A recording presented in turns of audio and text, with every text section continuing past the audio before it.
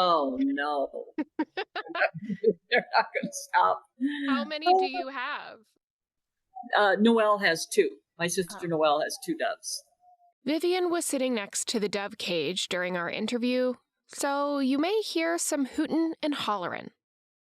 Vivian Mayo is a third-generation Alaskan and met her husband Scott after he settled in Cantwell, Alaska, while working on the railroad.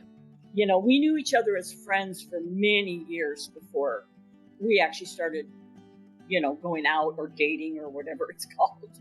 So he actually went out with my cousin, and he really liked my sister. And then he kind of noticed me after a while. Vivian grew up playing outside, but as a couple, they took it to the next level. But Scott's love of the outdoors really kind of got me going more outdoors. So I got married very young. I was 18, but my love of camping kind of started with Scott loving it and then wanting to take our kids out.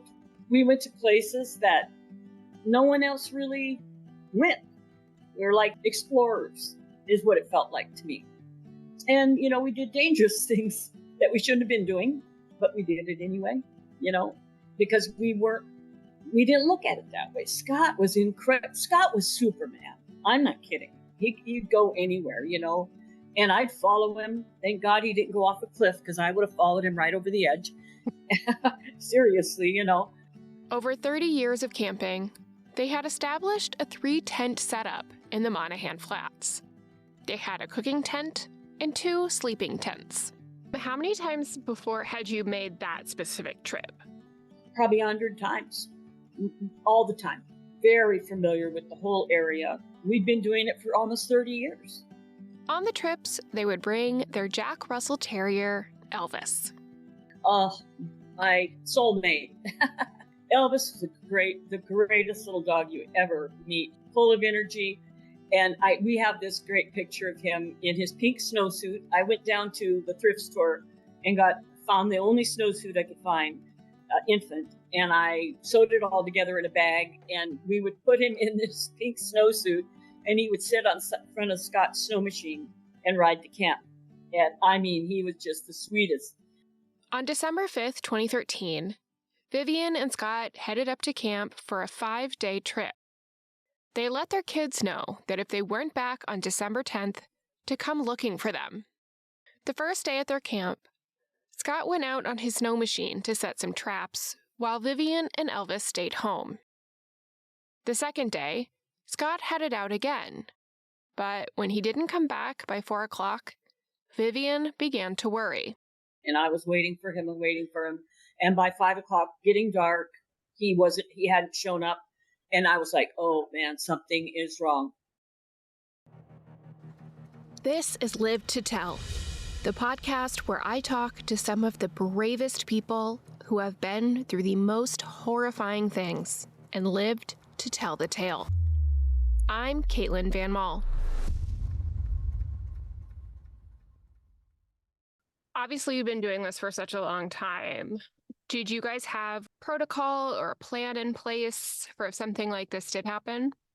We were more well prepared than we had been in the past, but we kind of wing it on a wing and a prayer. It was like we just had confidence in our abilities. He had a survival kit when he left the day from camp. Going to search for Scott on her own was not an option. We had a conversation about that. The trails are very confusing on Monahan Flats. It all looks the same. It's a repetitious area of it's many, many miles. And each meadow looks the same. And if you can't see the mountains, you don't know, you can't really tell where you're at. Mm-hmm. And so he had said, don't even come up and try to find me if something happens and I don't come back. Because we do have these conversations, because I hated for him to go alone. But the protocol was that I would stay at camp, that I should never leave camp alone. When he didn't show back up, I couldn't do that. That's not who I am. Yeah. It's not in my makeup. It's not anything I could make myself do, is stay at camp. He told me to, but I was like, nah, I'm going to go home and get help. Because not only was Scott missing in the Alaskan wilderness in December, he also had a heart condition. He had had a 6 bypass when he was 52. He had had 6 bypasses. But he was so extremely healthy other than his heart that they did that. And he was doing very well. The year before this happened in 2012, he had had stents in his heart. But he wasn't going to quit doing what he loved to do. And this was his lifestyle. And he thought doing this would make him healthier. And it probably did, So I was extremely worried that he had had a heart attack when he didn't show back up to camp. Right. I thought that that's what happened. I was going to get someone to help find him and protect him in any way that needed to be. We always took care of each other. We've always taken care of each other. And that was I just have to find him, get him home safe, one way or another. So the next morning, Vivian got her snow machine started, tucked Elvis into the front of her coat, and set off for town. I was tootling. I went across the lake. I went 2.5 miles because it's 5 miles to the Denali Highway, and loud bang, and my snow machine's forward progress stopped, and the engine was still running, but the snow machine wouldn't move. But the moment that happened, I knew I was in big trouble. I said to myself, Vivian, you just made the biggest mistake of your life. Now what are you going to do? Because I knew. It just hit me over the head. You're out here alone, and no one's looking for you. Scott's not coming in. You are alone. Now what are you going to do? It was a balmy, practically tropical 18 degrees. So she decided the best thing would be to walk the 2.5 miles back to camp. Easier said than done, because it getting dark so quickly in December, it gets pitch black pretty darn quick. And I had a couple of hours of daylight left at most. I started walking back, and Elvis was running ahead of me, and I had ski poles. So I'm thinking, I can do this, but I started falling through the trail, and I had walked about, 20 minutes, a half hour, and I started falling through every step. How deep was the snow? If you fell through, it was up maybe up to your hips. If you fell all the way through to the bottom, yeah, it's deep. And then you have to step back up. Yeah, and I have to step back up, and then I'd go a little ways, and then it would fall down again. And I had just had knee replacement the year before. Ooh. So I was like, I'm going to hurt myself, and then I'm going to be here. So I said, get back to your snow machine, Viv, because it was a source of heat too. So she went back to her snow machine. And I said, this is where I'm staying, right here. Do something a little smarter. And that's one thing I want to say is, after you've made your first mistake that's in danger in your life, all you're doing is trying to not make another mistake that will take your life, because that's what happens. You make a mistake. Accidents, mistakes, that's how you get dead. I wouldn't say that your choice to go back to Cantwell was a mistake exactly, because your snow machine just broke down. Your options were go do this thing I've done hundreds of times, or just sit here and stew in the thought that my husband of 30 years is probably dead. Yeah, exactly. That's exactly what was in my mind. And when you're alone, oh man, your brain goes there. It doesn't matter. It doesn't matter. You start thinking of stuff and it gets a little bizarre. Yeah. With no way forward and no way back, Vivian was going to have to spend the night where she was. I knew I had to find a warm place to be. So, and I'm an avid reader. They always go under a tree and dig in there. And so that's the first thing I tried. I went over to these little permafrost trees, which are small, little gnarly trees because they're growing on ice. And I spent a little time digging around in there, and I said, this isn't going to work. What are you thinking? Waste of energy. While Vivian did have matches with her, she didn't have an axe or saw to get firewood. So I did try to start a fire in those permafrost trees where I dug the hole. And I did have, I lit my suitcase on fire. And it was black smoke. It was yucky, but it kind of was like, oh, it's a little fire, kind of cheery. A cheery something. Little toxic fire, The cheery, toxic fire didn't last long. And so I just said, okay, this is it. I'll stay on my snow machine. I had 2 blankets. I had all my gear on. I could probably stay warm here. And if I get cold, I'll just open the cowling and get over the engine and warm myself up. So that was like ding, ding, ding, ding, winter. I'll do it. But by that time, after all of my antics, it was getting dark, and I was so afraid. Every Alaskan's worst nightmare is you're stuck out there alone. No one's going to be looking for you. You have to survive on your own, or you're going to die. That realization was a punch in the gut. But then I just gathered Elvis. I put him in my coat, and I put all my blankets around me, and I'm sitting there thinking, okay, I'm not freezing. I'm not freezing to death here. I can do this. How do you keep your mind occupied? Doing everything I needed to stay warm. That's what it was. I would think about getting up, starting my machine, walking, making sure Elvis was warm with me. The first night was relatively easy. I'm going to just say it because it was.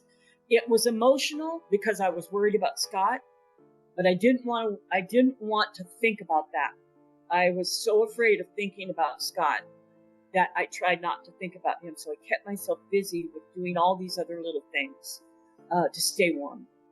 Vivian has what she calls an emotional off switch that she tapped into.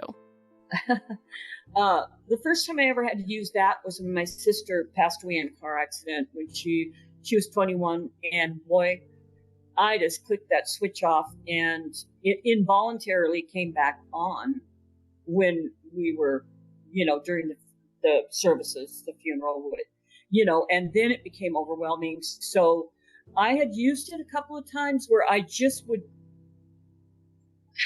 gosh, how do I say this? My parents were alcoholics. So we had some kids of alcoholics can turn things off. That's what I did. I just clicked off all the fear, thinking about Scott. I wouldn't even go there. Yeah. And so that's how I survived the first night, and it was easy. Vivian didn't sleep at all that night. She was just trying to stay warm and alive. She had no hope that anyone would find her that day. She knew she had to make it another 36 hours before her son would come looking for them. That plan was every time we went out, we'd call the children and say, we're going to camp. If we're not back by 9 o'clock on whatever it is, come out and look for us. That time I told them, okay, if we're not back, our plans were to come back on the 10th. And we had about a week planned. Was that actually helpful to know this is how long I have to last? It made a huge difference. I knew Kevin would come looking. I knew it. There was just no question. So I would just say, I've got to make it till Kevin comes to find me. It gave me a purpose to stay alive until he got there.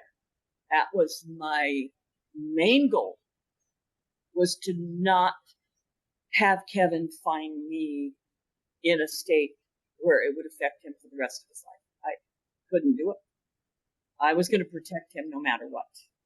Vivian spent the few hours of sunlight she had that day trying to unhook the sled from the snow machine so she could use it to block the wind if that became an issue. We had a young man that had passed away at a very influential time in our lives. They had, there were two guys. They had gone in this mountain pass. They came out of the mountain pass, and on this side, the wind was blowing. That one of them ended up freezing to death. And a good friend of ours, Scott, found him, was one of the people that found him frozen to death. So, I had that on my mind. I was trying to get the sled off, and you have a couple hours of daylight, and you're trying to figure out how to get this sled undone from the snow machine, try to get it in the right position. Can you describe the sled? It's a plastic cargo sled, and it has sides that are it's about maybe 5 feet long, and the sides are about maybe 10 inches high, maybe a little more. And it's, formed plastic, hard black plastic. And Scott had put a big metal hitch on it. And so I could not get it off. While Vivian had food with her, she had to force herself to eat. She also fed Elvis, who had no trouble eating. Other than the cold, dehydration was a big concern. Eating snow actually dehydrates you because of how much energy it takes to heat the snow in your body. You hold it in your hand and you melt it, and then you suck the water off, or you find a way to melt it. And I had found a little green plastic cup, and I tried melting the snow on my engine of my machine, but it never got hot enough to liquefy the snow. So I continued just melting it in my hand, sucking off the water. Then I'd give the other snow to Elvis, because animals can eat snow and doesn't hurt them. So he liked that. It was like a little ice cube. Going into her second night, her emotional and physical states were really deteriorating. I was really emotionally a mess.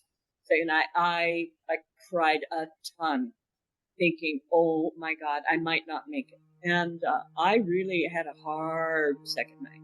I cried a lot. I was super tired. Keep myself awake singing 99 Bottles of Beer on the Wall. I really did do that. Loud as I could, screaming it. And then I'd get off the snow machine and stagger around in the snow, trying to warm up. Use my ski poles because I was getting really unsteady on my feet. I thought if I fall down, it's going to be tough to get up. Things are going from bad to worse by the second night. Big time for me. I saw the northern lights. Oh my God, it was so beautiful out. It was the moon. The moon was up over the mountains. I mean, phenomenal. If I hadn't been out there alone, I would, in trouble. I would have thought this is the most beautiful place on earth. But I didn't think that. I thought, another display of Alaska's cruel beauty. Seriously, she was. But the night was, oh my God, the night was forever long. Because it's dark all the time. I mean, it's very frightening. She made it through the night only to have the temperature drop the next day. Vivian and Scott were supposed to be home that night, so her kids would start getting suspicious around 9 p.m. The fear was so immense, all-encompassing. I could barely breathe when I thought, temps dropping. I could feel it just going down. And I worried about Scott too, because I thought if he's alive, this got to be affecting him too. But I knew he had a fire, because he had all the stuff to have a fire. I pulled all my blankets around me. I had this big black tote. I put it over my head because it actually protected my back, and my back was cold, because it was wet. So I was sitting there on my machine, blankets with the tote over my head. I mean, crazy like, right? Well, it's not crazy because you have to do who cares what you look like? Yeah, that's exactly right. At that point, I didn't care. So there was definitely no one but Elvis to see me. So, and he was right there with me. He would come up and he'd jump right in my coat and stay warm. And that was nice for me. His body heat was awesome. And he loved me. He just would come up to me and love me and lick my face and take care of me, best he could. And I could never have made it without him. Ever in a million years, I would have never made it without Elvis. With the temperature dropping well below zero, a tote bag on her head, and a small dog in her coat weren't going to be enough to keep her warm. And that's what I wanted to prevent, is going into full-blown hypothermia and doing something insane. Well, I'm going to be that gal running down the trail, hypothermic, naked, thinking I'm in Hawaii, because that's how I was starting to get. My mind wasn't thinking properly anymore. Mm-hmm. And I knew I was getting hypothermic. So I got it in my mind that I was going to have to burn my snow machine to stay alive. Mm-hmm. So until Kevin got there. And what materials is it made of that can burn? Fiberglass. The cowling and everything is fiberglass. The track is rubber. And that's what I thought would burn the longest. Yucky, stinky crap, But then it has a steel frame, and it's kind of like, and then it has a big cushion that, the seat has foam. I said, Scotty, if you're still alive, don't be mad at me. So I just put the fire starters that I had made in the back pouch of the machine, and I lit them on fire. I couldn't believe I was doing it. But I said, this is going to save me until Kevin gets here, and I'm going to dry my blankets. But it was fantastic. I hate saying that because it was so horrible. But I'll tell you what, I was happy. I was warm. I was drying out my stuff. I could see I put my ski poles up, hung my blankets over it. And that snow machine was just a source of fire at that time, at that moment. It was a source of warmth. And that's where my brain was. I was going to live, and that was all there was to it. Vivian was sure the machine would take ages to burn. But she was wrong. But man, that machine went up quick. It burned up very rapidly. I'd say maybe 40 minutes, and there was nothing but a black hole in the snow. There was no residual heat at all because it was 25 below by that time. That's right. She said 25 below. Just think of the coldest you've ever been, and then imagine it 10 times worse. And I said to myself, okay, Viv, now what are you going to do? Now you played your hand. You did it. You dried up. Now what are you going to do? And that's when Elvis started barking. I mean, going nuts. And that's when I looked behind me and saw the wolves. The wolves were a field away, but they were definitely heading in Vivian's direction. I said to Elvis right out loud, I said, we're never going to make it out of this one, buddy. I thought we were both going to die right at that moment. And Elvis, instantly, his tail went down, his ears went back, and he crawled in that little hole where I had burned that suitcase. Vivian couldn't fit in the hole with Elvis, and the wolves were getting closer. They were 30 feet away, but they were kind of in the trees, in the permafrost trees, and they had separated up and were standing in different places.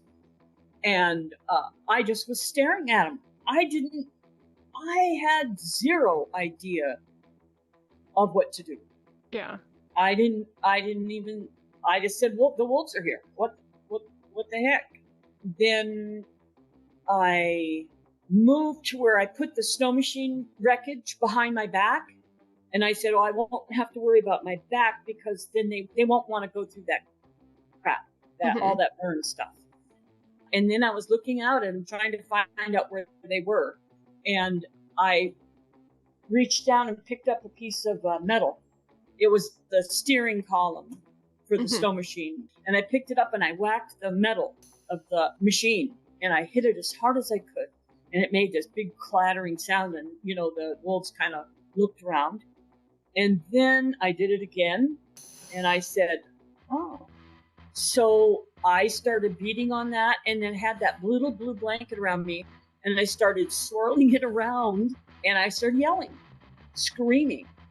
get out of here. What are you doing here? And banging that metal. And they kind of all, the ones I could see, kind of sat back and looked at me. Just looked, and I could see their eyes in the moonlight. I believe they had come in on me thinking I was prey because I had been sitting there for 2 days like a wounded animal. And when I did that, then they were confused about what I was. Was I prey? What was I? And I, a lot of wolf experts have a lot of other things to say about that. But from what I saw and witnessed, that's what they kind of got confused. And like I told you before, I had someone ask me, why did you try to make friends with the wolves? No, I did not try to make friends with the wolves. I knew they were there to eat me because they're predators. So Vivian did her song and dance to keep the wolves from approaching. But I did it for hours until my feet froze. Then I couldn't stand there any longer because I couldn't feel my feet. It was like standing on wooden stumps or something. I couldn't. Yeah. I had to sit down because I was going to faint. Mm-hmm. I had that feeling I was going to faint. So that's when I sat on the sled and I was like, oh, thank God, that's so fantastic. But then Vivian looked around and saw that one of the wolves had crawled up and was now about 5 feet away from her. I was horrified. I mean, I couldn't believe it. It's too close, right? Mm-hmm. He's right there. And that's when I said, how'd you get so close, you SOB? And that wolf turned and looked at me with the moon in his eyes, tongue hanging out. I said, I'm dead. And then I said, no, I'm not going to let Kevin find me tore up on the trail. I'm not going to let him do it. I'm not going to do it. Figure something out. What are you going to do? And so I said, I'm going to get under the sled. I'm going to lift it up, crawl underneath there.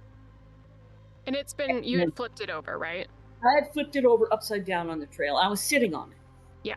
And I was so tired. I was so weak that I thought, can I do that? And you know what I said to myself? I said, sure as hell can do it. Get your ass under the sled. And so I did it. I couldn't believe it. I staggered up and got under the sled. I couldn't, but I did it. And it was all determination. Elvis was still in his hole, and there was no way for Vivian to get him under the sled with her. When I jumped under that sled, I begged Elvis for forgiveness. I said, I can't get you, buddy. I cannot save you. I hope you stay there. But I figured they were going to get him. I really did. But I couldn't get him. I couldn't save him. And that was horrible. That really was horrible. She was so close to making it. So close to when she knew Kevin was coming. She had made it through 2 days and nights, and she just needed to hang on a little bit longer. But that really seemed impossible at this point. That's the only time I prayed. That whole time I was out there. Mm. And it was a really selfish prayer. I said, Lord, if the wolves get me, please don't let it hurt to death. I didn't want to die like that either, but foremost thing on my mind was Kevin. Yeah. But also in such a hopeless situation, that the best you can hope for is to die quickly. Yeah, that's exactly right. I didn't want to be alive when they tore me up, that's for sure. I didn't think I was going to live one more minute. And I got under that sled. I'm claustrophobic, horribly claustrophobic. And I did it. I pulled that sled over me and boom, right there, boom, right on the sled. I felt a thump. And it was a wolf's nose. And I could hear him walking around the sled. Because I had pulled it down, but Scott had welded these little tags on there to hook up tie downs. Mm-hmm. And so it was up off the snow a little bit. And I thought, if they try getting me, I'll poke out their eyes. My God, where does your brain go with this stuff, Now she was directly on the ground. So again, coldest you've ever been, times 10, and now you're lying in the wet snow. I was so cold, Caitlin. I was just uncontrollably shivering, and the whole sled would just vibrate. And boy, those wolves got real excited when they did that. And I tried to stop it, but it was uncontrollable. Yeah. So I was laying there doing that. It felt like forever. The only thing Vivian could do at this point was wait to die. But then I started noticing there was only like one left. And they heard the snow machines before I did. They could hear that Kevin was coming before I knew it. And then I was laying there and I heard a snow machine. And I thought maybe I was imagining it. I said, this can't really be real. I did. And then I heard Kevin's voice. He said, over here, like that. And I started yelling, get me out of here, Kevin, get me out of here. But the sled made it like a ventriloquist. They thought I was yelling from the woods. So they didn't even think of looking under the sled. They were like going right by me. And I started screaming and yelling, and I moved the sled a little teensy bit. It was too heavy for me at that point. And the wolves were gone. Elvis was now jumping around the sled. He was trying to get under the sled. He had come out. Elvis was alive. Kevin, the trooper saw the sled move a little bit, and someone's under here.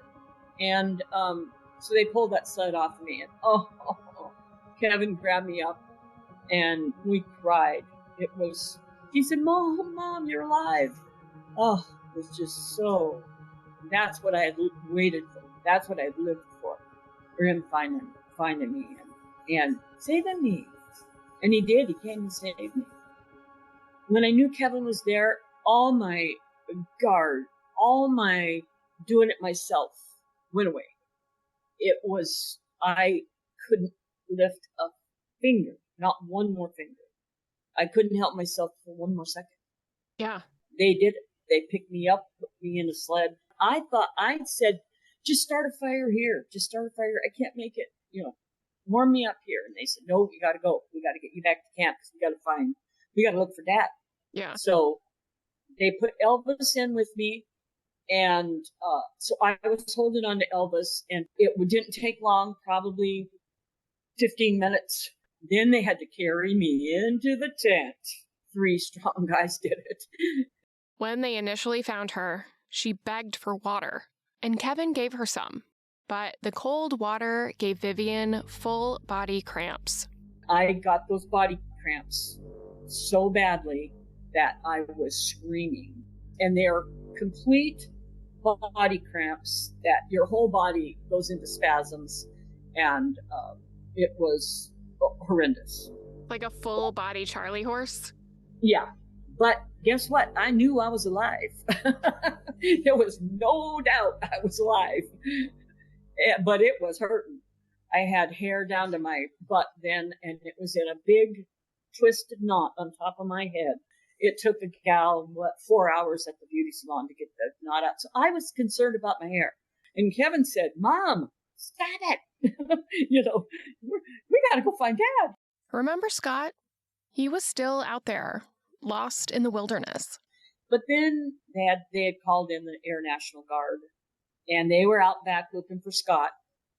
I couldn't talk about it. I knew they were going to find a dead body. I just, when Kevin would start talking about it, I plugged my ears and closed. I could not face it, just like a little kid. When he came in and said they found Dad and he's alive, I was gobsmacked. I just said, man, he's one tough son of a bitch. When Scott went out on the second day, he didn't take any extra gas with him. In his exploring, he realized his mistake and started to go back, following the trails he'd already made. It was foggy and hard to see, and he realized he was going in circles. And by that time, it was dark, so he made camp for the night. He had a tarp and a portable space heater with him. The next morning, he got up and tried to find his way back to camp again, but ran out of gas. He had the axe, so he was able to cut down limbs of a tree to build a fire. By the time they found him, though, he was not in good shape. But Scott and Vivian had both survived. But he is the kind of guy that just, I built a fire. And, it's not, nothing was a big deal to him. But he did say that his clothes got burned off. He was, the last night when it was so cold, he was in the fire. So he actually burned his clothes, his snowsuit and everything. It was burned off of his body, kind of. Why was he in the fire? He was letting it burn down and sleeping in the coals. Oh. Actually, trying to stay warm. He knew he wouldn't have lasted the night. He said that he knew. That was the only time he was fearful. Vivian and Scott were helicoptered to the hospital, where they were rehydrated and warmed up. They were safe, but Kevin, their oldest son that came to save them, was mad. He was so mad. He was so mad at us because he didn't know how to handle it. He didn't know how to handle the emotion of what had happened. It was out of his control. And so he was very, very angry. By this time, it's like 45 below. And they had to come back in that weather. Why didn't they just stay the night? Because then people would be looking for them. So they headed back. They get about 15 miles from Cantwell, and Kevin looks behind him, and there's no snow machines. He's the only guy. So he had to turn around and go back. And the one snow machine had broke down, and the other one, they had to hook a rope onto it and pull it because it was so cold that when they went through the brush, the fiberglass cowling had shattered. And then when he was going down the road, all the snow was coming up and getting in his engine. So they had to hook onto that one. So there's a lot of things. And Kevin said he's never been that cold in his life, ever. So it was just like, we're flying to Anchorage, going to the hospital, and they're trying to survive getting back. So he was angry because he felt like we put his life at risk. That's just where his head went. He's gotten over that. Yeah. He has gotten over that. Every single year, doesn't matter what's going on, I call him at midnight and I tell him, Kevin, thank you for finding me. I love you. He used to say, I know, Mom. But now that he's gotten a little older, he appreciates it. Physically, Vivian came out of the ordeal okay. She kept all her fingers and toes. But mentally was a different story.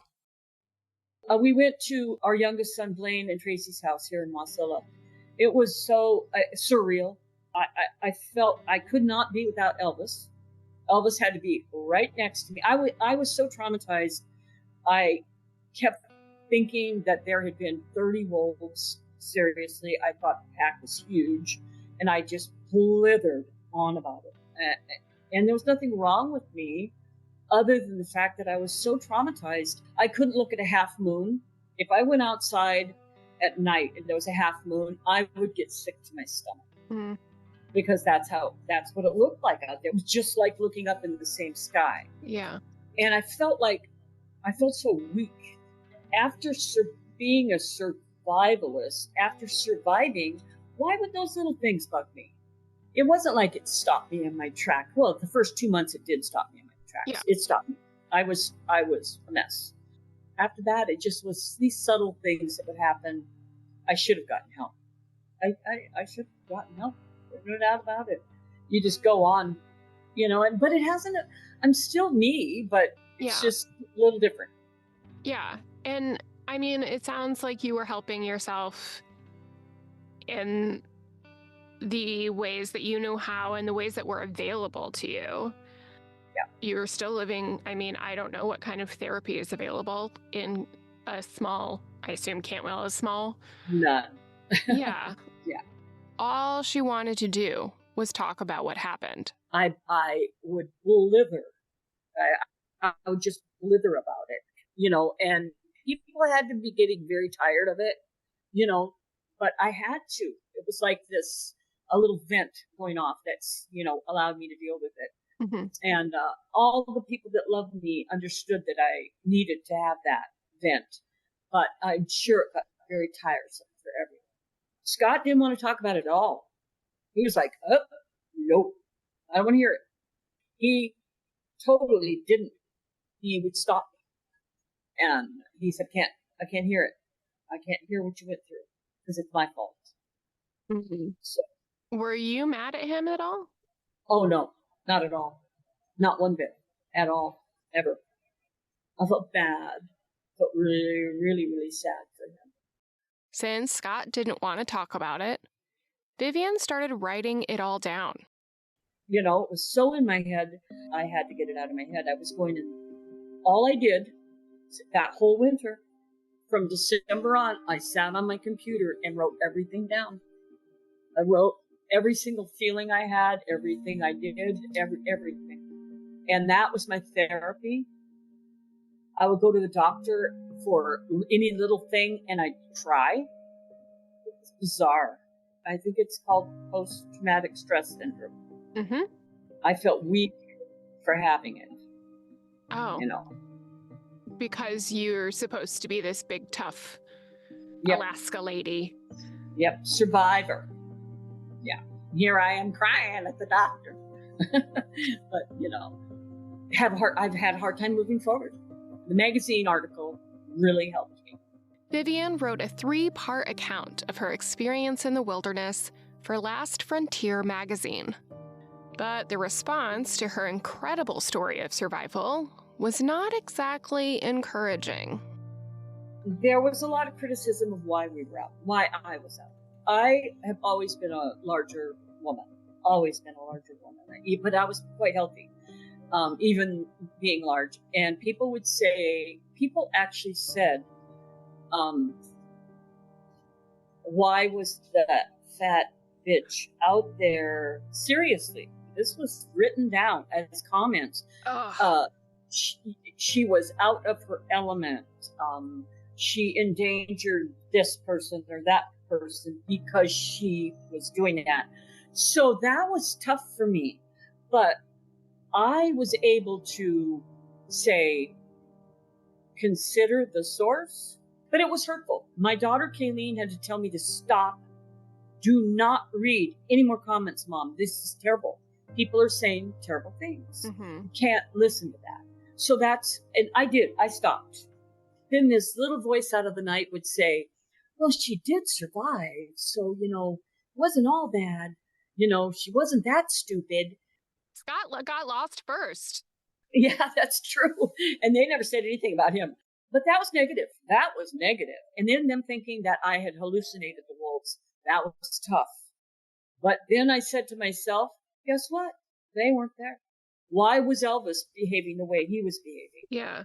I know they were there. And actually, the wolves saved my life, if you can believe I'm saying that. They did.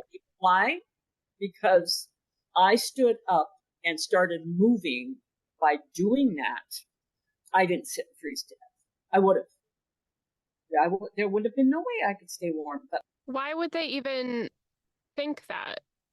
Because that's not wolves' behavior. The wolf experts say that that's not how wolves behave.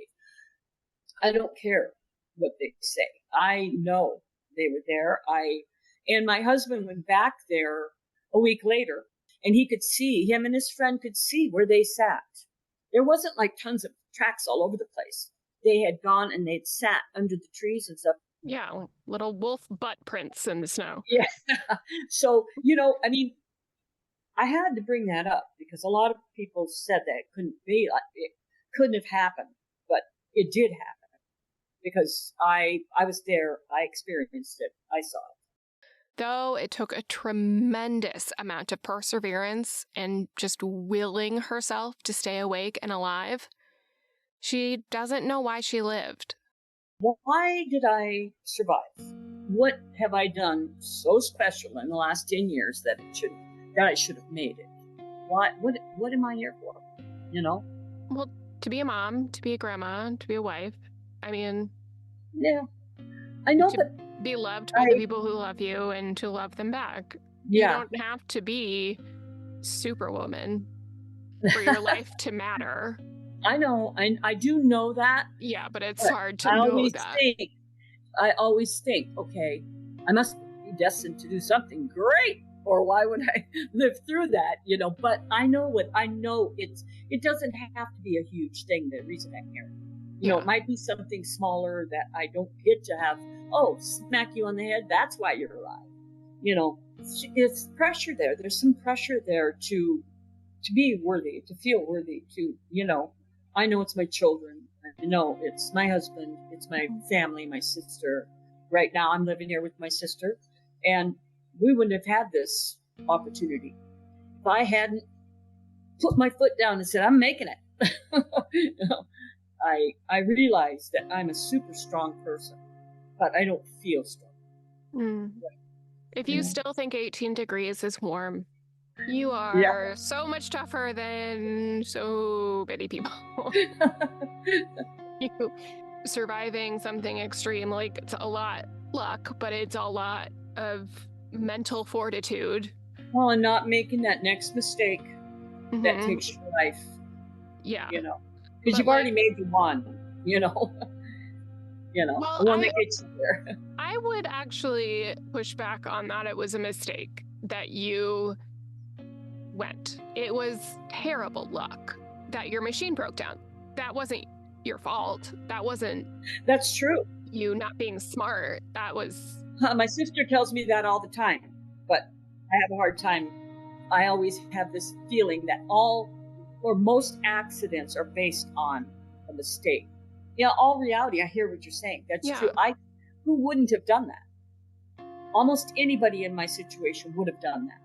I know for sure Scott would have done it. Yeah. And his snow machine could have broke down, same as mine. Has anything good come out of this? And it's okay to say no. Yeah. I know me better. I do. I've always had an issue with self-worth, and it still rears its ugly head, but I'm much more confident in who I am. Yeah. And to me, that's a good thing, because it affects everyone. It affects my children, and they're pretty proud of me too, my sisters, my brother, my husband, and they say, wow, she's a tough gal. I'm a tough Alaska chick. And I do know that about myself now more than I ever did before. I didn't really have any self-worth. So I have to say in my opinion, that's what good has come out of it, is I feel like, I'm worth it. That's been a good thing for everyone. Yeah. Today, Vivian and Scott live with Vivian's sister. They don't go out to their camp anymore, but the place doesn't go unused. We live vicariously through our children at this point. They go out to winter camp, and none of that even would exist without Scott and I. We created that, and our winter camp is enjoyed by at least 4 or 5 different families now that are friends with my children. They take all their kids out there, and so sometimes there's like 25 children out there. We did that, and I feel very proud of